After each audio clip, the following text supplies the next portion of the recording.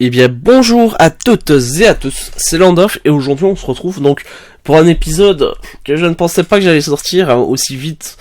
C'est l'épisode 0 bis on va dire.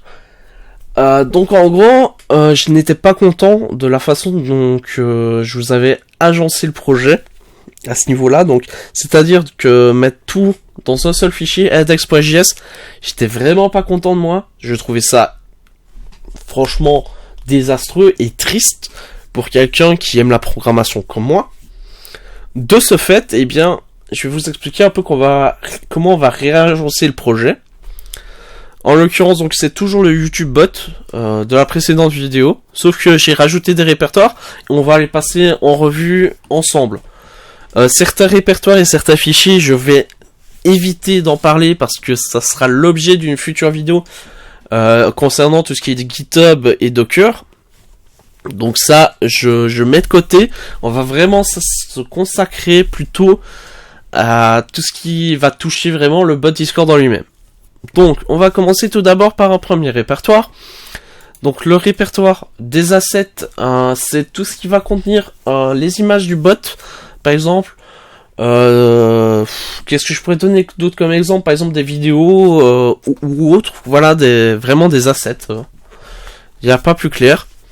Ensuite, on va avoir donc ce qu'on appelle un répertoire source. Donc, dans ce répertoire source, en fait, on va voir le cœur déjà du bot, c'est-à-dire le fichier bot.js.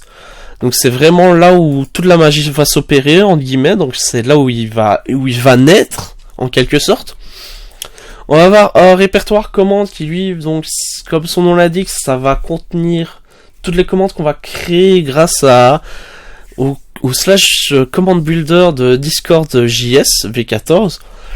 On va avoir donc un répertoire événements. Donc les événements dans Discord, c'est par exemple tout ce qui concerne un joueur qui arrive sur le Discord, enfin sur le serveur, un joueur qui part, qui parle, enfin qui fait plein de choses. Ça peut être vraiment beaucoup de choses, les événements. Donc c'est vraiment très intéressant et très pratique. À ça, évidemment, on va combiner donc tout ce qui est fonction. Le répertoire de fonctions est un peu particulier dans son agencement parce qu'en fait, ce qu'on va retrouver dedans, c'est ce qu'on appelle des handlers. Donc, plus précisément, ce sera un handler de commandes et d'événements. Donc, un handler, c'est quoi? C'est un module, c'est une sous-routine gérant des situations particulières. Dans notre cas, ce sera les événements et les commandes du bot Discord. C'est-à-dire qu'en gros, le bot Discord, il va écouter le Discord, entre guillemets. Il va analyser le Discord. Si quelqu'un, par exemple, envoie un message et qu'on a fait en sorte que dans les événements, si quelqu'un envoie un message, eh bien, on doit lui répondre de telle ou telle façon. Par exemple, admettons, sur mon Discord de la communauté, j'ai fait en sorte de coder mon bot pour que à chaque fois qu'une personne dise quoi, ou bien a un message contenant quoi dedans, donc la string quoi, et bien le bot va d'office lui répondre fort. C'est un peu comique, mais ça permet un peu d'illustrer la chose à ce niveau-là. Ou bien, par exemple, voilà, quelqu'un qui va parler du docteur, qui a été chez le docteur ou quoi, le bot va lui dire, oui, mais le docteur qui? Parce que c'est un easter egg à la série à laquelle je suis vraiment fan, qui n'est autre que Doctor Who. Voilà, c'est ce genre de choses qui sont très intéressantes, ou bien voilà, un message de bienvenue, un message de partance du serveur Discord. C'est ça les événements, et c'est vraiment très pratique à ce niveau-là, et je vous recommande vraiment de les utiliser à fond de balle parce que c'est vraiment très intéressant. Les commandes, pareil, les commandes ici, on va créer une commande donc pour nous familiariser avec ce qu'on appelle les embeds dans Discord. Donc les embeds, vous voyez, c'est ces genres de petits carrés où vous avez des données et ainsi de suite. C'est par exemple les liens à YouTube et tout ça, c'est un peu comme des embeds. Et c'est très intéressant, comme vous pourrez le voir aussi sur mon serveur Discord. À chaque fois qu'il y a une nouvelle vidéo, il y a une embed qui arrive avec la vidéo en question. Donc ça va nous permettre, en fait, les embeds, ça va nous permettre de bifurquer par la suite sur comment on fait en sorte que le bot envoie une notification qu'il y a une nouvelle vidéo en ligne. Ça va nous permettre à savoir, par exemple, les embeds. Ça peut aussi nous permettre de faire des menus. Parce que oui, en l'occurrence, en Discord V14, vous pouvez avoir des boutons dans vos messages. Donc, par exemple, pour ouvrir un ticket ou autre. Voilà. C'est tout ça, par exemple pour les commandes. Du coup, on a aussi, donc ici, je vais continuer à parler un petit peu. On a le dossier .env qui est en fait tout ce qui est variable d'environnement du bot Discord. C'est-à-dire qu'à l'intérieur, on va retrouver tout ce qui est bot token. Donc ici, je vais déjà d'ailleurs la créer. On va l'appeler bot token égale. Donc c'est ce qu'on appelle une variable d'environnement. Et ici, juste à... Pardon. J'ai mis ce clic. Juste ici, en fait, on va retrouver donc le token. Donc ici, je vais pas arrêter de taper des X, voilà. Donc ça, en l'occurrence, ce sera le token. Et le bot token, on va pouvoir le réutiliser par la suite, vu que c'est une variable dite d'environnement. Et c'est tout, en fait, pour cette vidéo. Donc voilà, je suis vraiment désolé. Je ne pensais pas que j'allais faire une nouvelle vidéo aussi rapide sur ce qu'on appelle les... Enfin... sur l'agencement du projet, parce qu'en l'occurrence en fait j'étais vraiment pas content de ce que j'avais fait lors de la vidéo 0, donc c'est pour ça que je le fais. Donc dans tous les cas on va se retrouver pour la prochaine vidéo qui sera intitulée sur comment enfin réaliser son bot, parce qu'en l'occurrence nous allons réaliser le bot à partir de la prochaine vidéo. On va commencer par un bot tout simple, c'est-à-dire un bot qui gère des événements. C'est-à-dire qu'on va créer un bot qui va dire « Ah, bonjour à toi, nouvel arrivant !»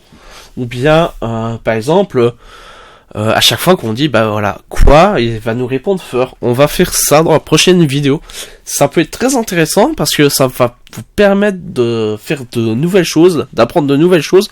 Et surtout, avec cet agencement, ça va vous permettre de mettre pied à l'étrier au niveau du développement.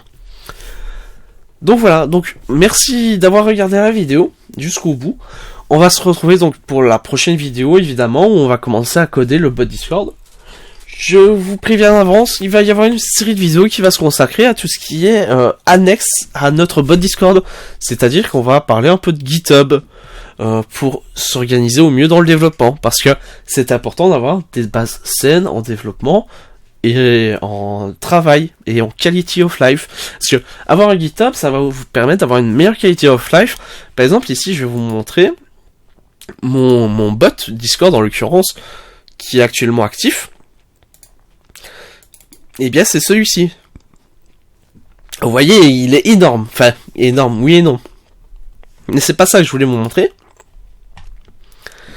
Au niveau de la quality of life, GitHub c'est vraiment pratique. Donc vous pouvez évidemment follow, hein, ça y a pas de souci. Donc ici voilà, donc vous avez le YouTube bot, donc c'est le projet en cours, donc c'est la série vidéo. Et vous avez ici donc notre bot, le bot de la communauté. Donc c'est le bot de mon Discord, donc qui s'appelle Klauswald. Donc en référence évidemment encore une fois à Dr Who, alias la fille impossible ou la fille au soufflet, pour ceux qui ont la ref évidemment. Et voilà, donc voilà, c'est vraiment du quality of life, c'est utiliser GitHub, vraiment, je vous encourage à le faire, je vous encourage à prendre votre marque là-dessus. De toute manière, on verra en détail dans une prochaine vidéo, je vous initierai à GitHub, ça, il n'y a pas de souci. Allez, on va arrêter de tergiverser, parce que, voilà, la vidéo commence à être longue, ça fait 9 minutes que je tourne. J'ai fait un gros effort parce que j'ai déjà fait plusieurs prises à cette vidéo là, c'est-à-dire que je partais toujours dans des tergiversions, si on peut dire, parce que voilà, du coup je faisais des vidéos de 30 minutes parce que voilà, je suis vraiment passionné par mon truc et j'aime bien aller dans les détails, mais au bout d'un moment donné, il faut arriver à dire stop. Donc on se retrouve donc pour une prochaine vidéo, donc la prochaine vidéo de la série sur faire son bot Discord, ce sera donc les prémices, enfin pas les prémices mais l'initialisation du projet, avec un bot Discord qui va juste répondre quoi ou faire à nos messages.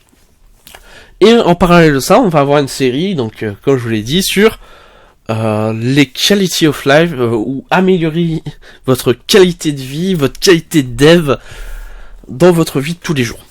Donc je vous remercie encore, n'hésitez pas à vous abonner à la chaîne YouTube, c'est très important, à liker la vidéo, à commenter et à la partager parce que ça peut être très intéressant pour vous, pour vos amis ou autres.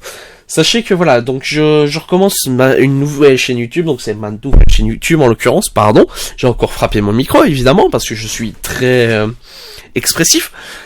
Donc voilà, donc comme je l'ai dit, n'hésitez pas à me follow sur donc GitHub, sur YouTube. Rejoignez le Discord évidemment pour voir ce que fait un bot Discord gratuit qu'on dev soi-même.